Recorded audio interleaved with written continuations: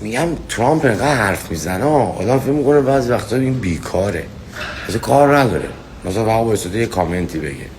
مگه میشه هر دفعه یه چیزی جدید؟ بی خود انگوش میکنه تو کل مردم. این میدونه ما حساسیم ایرانی ها. عجیبه میاد یه چیزی اینجوری میگه، الان میترکوننش که با سوشیال میدیا و نمیدونم تیکه و که این پرژین گلفه و اون نمیدونم این. خیلی عجیبه. حالا ببینیم بازی از اینجا به بعد به چه مسیری میره. بازی یه چیزی اومد گفت، اونم به کیا گفت، به چه ملتی.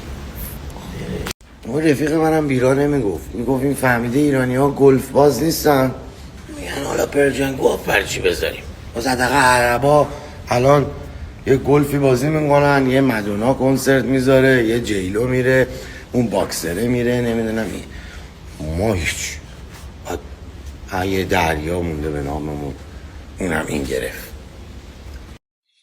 فقط تو رو خدا مواظب باشید حواستون پرت نشه.